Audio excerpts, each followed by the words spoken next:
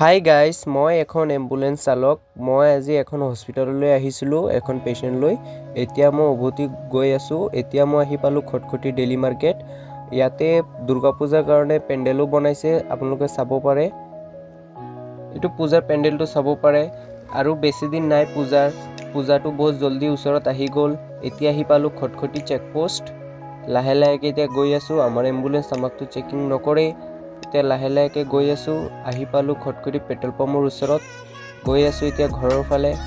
এতিয়া ৰাজপ্লেচখন পাৰ কৰি আহিলোঁ। ৰাস্তা ইমানেই বেয়া নক'ব আৰু। পেচেণ্ট লৈ যাওঁতে ইমান প্ৰব্লেম হয়। এতিয়া আহি পালোঁ খটখটি বজাৰ। সপ্তাহী বজাৰ লাগে বৃহস্পতিবাৰে ইয়াত। আপোনালোকে পাৰিলে আহিব, আহি বজাৰ চজাৰ কৰি লৈ যাব। এতিয়া লাহে লাহেকৈ গৈ আছোঁ। এতিয়া পালোঁ ফুলবাৰীৰ ৰাস্তাখন ইমানেই ধুনীয়া, আপোনালোকে চাব পাৰে। ইমান ধুনীয়া জেগা। আপোনালোকে আহিলে এইটো জেগাত নিশ্চয় ৰখি ফটো শ্বুট কৰিব। বহুত ধুনীয়া জেগা। এতিয়া আমি আহি পাই গ'লোঁ দাৰোগা বাগানৰ পৰা এতিয়া আমি আহি পালোঁ ডিভাইন স্কুলৰ ওচৰত। আৰু বেছি দূৰ নাই, আমি আমাৰ জেগাত পাই যাম।